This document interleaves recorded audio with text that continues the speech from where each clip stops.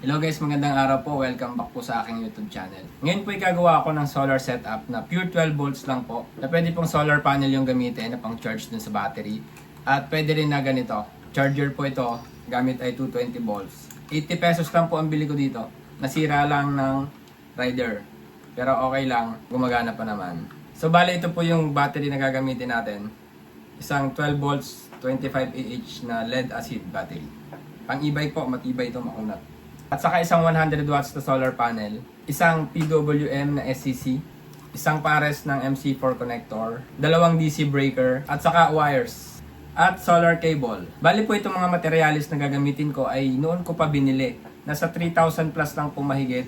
Pero ngayon po ay sobrang taas na talaga. Yung battery ay dating 1,080 lang ang bili ko, ngayon 1,400. Sobrang taas na talaga. So ngayon po ay mahigit 4,000 na yung magagastos dito kung sa presyo ngayon. Nakalimutan ko pala ito, mini fire extinguisher. In case po na may apoy ay maapula kagad. 12 volts na ceiling fan. Pwede rin yung clip fan. Ito po ay 12 volts lang oh. Napakatipid dito. Saka po isang 12 volts na ilaw. Ito pong dalawang ito ay tatagal na ng magdamag dun sa battery na 12 volts 25 Ah. Pero kapag dinalawa nyo yung battery at 200 watts nyo yung panel, pwede na kayong bumili ng 12 volts na rice cooker. Yun po ay 650 pesos lang. So kompleto na. Kasi dito pwede na kayong mag-charge ng phone. Meron na kayong ilaw, meron na kayong electric fan, at meron kayong rice cooker. Yun po ay nasa 120 watts lang. So kaya nung battery, lalo na kung araw. Hindi na po kailangan ng inverter na tulad nito. Ito po ay modified sine wave inverter. Pwede po kayo mag-TV. Pero ang sabi ng iba, may TV na rin daw ngayon na 12 volts. Or yung mga TV natin ay pwedeng i-convert sa 12 volts. Pwede rin po yung ganito.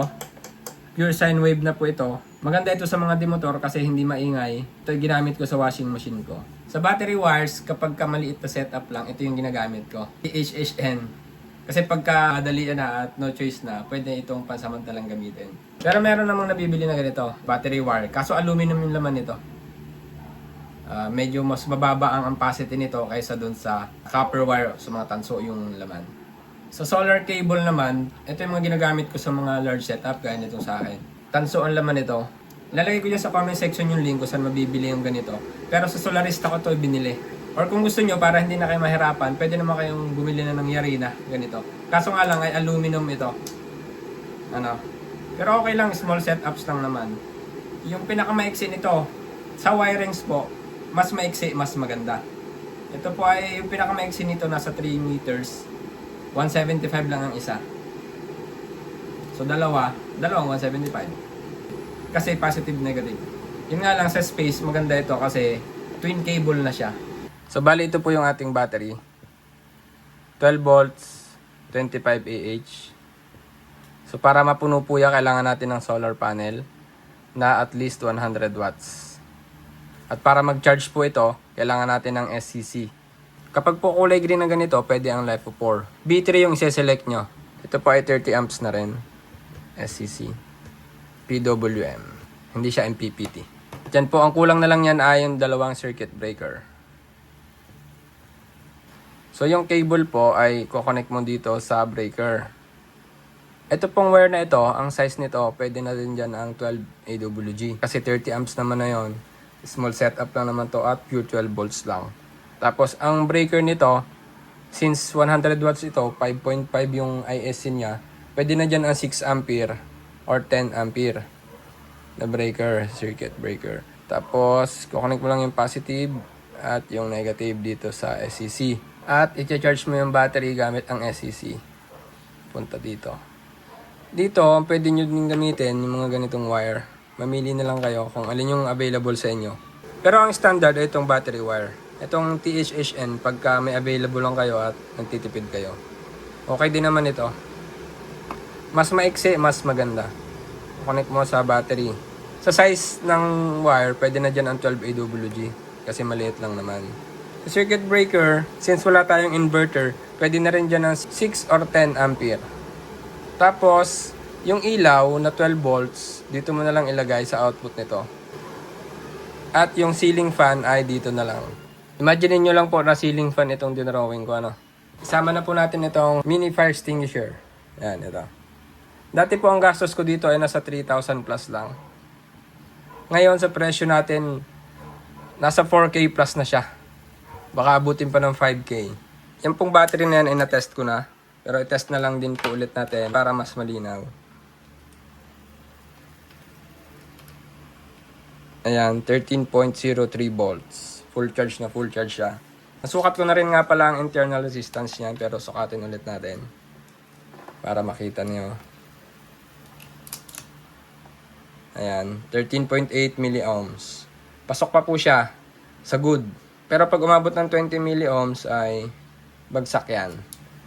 Pero wala tayong magagawa kasi nasa Pilipinas tayo.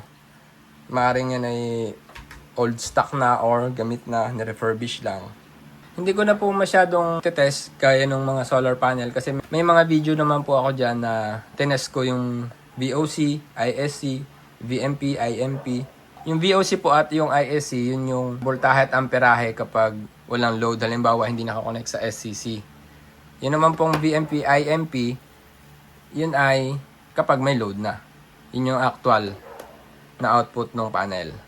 So, hindi ko na po ito-test yung panel. So, imagine nyo na lang po na may panel na tayo. Ito. Gumamit po ako ng MC4. So, pwede po kayong gumamit ng ganito, solid pins para mas matibay. Pwede rin naman yung ganito.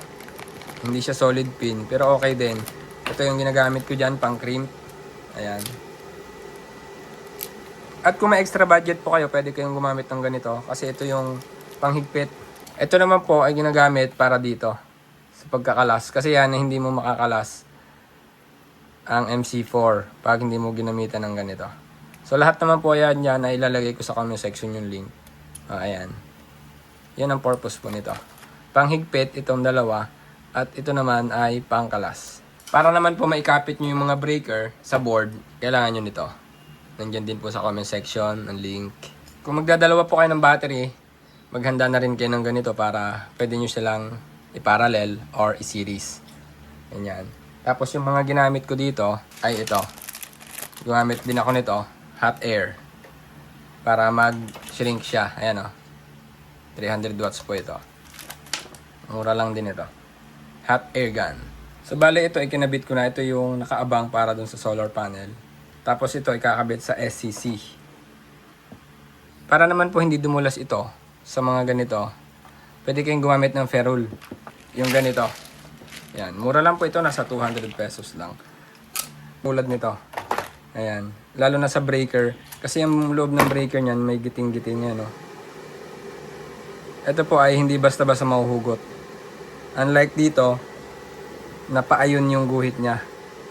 Ayan. Maganda po itong may ferrule na ganito. Kabit muna natin itong breaker ng panel.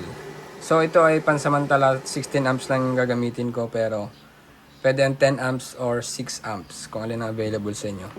Pero ang standard ay 6 sa 100 ang panel. Ito kasing 16 amps ginagamit ko dun sa 200 watts sa panel ko. Alwa naman na po ito. Ano, positive, negative. Nga pala, lagi pong uunahin yung ikabit ay itong battery. Ano? Or sa breaker, ang una yung bubuhayin palagi ay battery. At siya rin ang huli. Kasi masisira po yung SCC nyo kapag kinabit nyo kagad yung solar panel. Kikindap-kindap yan. Malapit na. Magcha-charge na ang ating battery. Kulang na lang ay ito. Ito, breaker. Kabit natin dito sa SCC natin. So, positive, negative. For demo tutorial lang po ito, kaya ganito yung setup ko. Pasensya na kayo kung hindi ko pinaghandaan masyado. Ayan. Kulang na lang ay ito, para sa battery. So, gawa muna tayo ng wire. Mas maganda po sa wire kung may ganito kayong gamit. Kasi mas mabilis siya. Halimbawa po ito, bawas tayo dito. Ayan, napakabilis. Putol na kagad. At ang maganda pa ay itong pambalat niya. Ayan. Tapos na agad. Diba? Pwede rin po kayo mag-invest talaga sa mga gamit. Kasi mas mabilis at mas safe. Lalo na po dun sa mga battery terminals, ay mas maganda pong hindi yan nagkakawang-kawang or loose connection. Dun po nag-uumpisa yung sunog. So, ayan. Ito nang gagamitin natin. Madali lang naman siyang gamitin. Yan. Susuot mo lang. Ayan. Tapos, ito.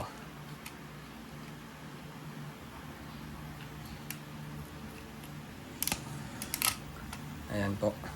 Nakikita ninyo. Hindi nadudulas yan sa breaker.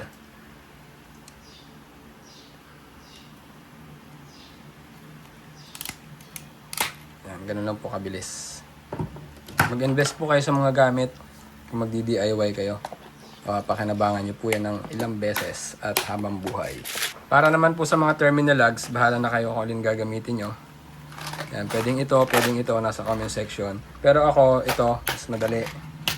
Kasi bilog, susuot mo na lang. Ano, susuot mo na lang na ganyan, oh. Tapos, ang gamit ko dyan, ay ito. Mahal nga lang po ito. Ang maganda dito ay pang heavy duty na rin siya pag yung malalaking setups na. 750 po ang bili ko dito. Ayan, pwede mong i-adjust yan dito. Ayun. Siningit ko muna. Saka ko ilalagay si wire. Yeah. Maluwag. Maluwag po. Ito na kasi yung pinakamaliit. So, negative to. Pang heavy duty kasi talaga to. Sorry po, pasensya na. So, dahil palpak po ay nangahoy muna ako dito sa aking sa setup ko na isa. Nga pala, dito po sa mga circuit breaker, itong taas, ito yung source, halimbawa ay battery, papunta sa inverter. Pag naman sa solar panel, dito yung solar panel, kasi yung solar panel yung source, ang load ay yung battery, kasi yung panel ang nagcha-charge sa battery. Pag naman sa inverter, battery yung nagsusupply doon sa inverter, kaya dito sa taas ang source, dito sa baba ang load. Yan, maganda rin may ganito kayo. Para hindi manumano yung screwdriver nyo.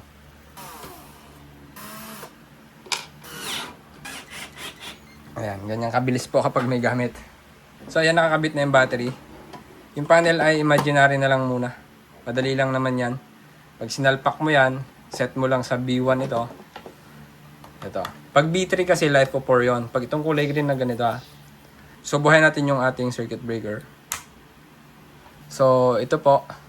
13.1 volts. Yan yung charge ng ating battery. 14.4, yan po ay float voltage. Ibig sabihin, kapag full charge na yung ating battery, ay titigil na siya sa pag-charge ang panel.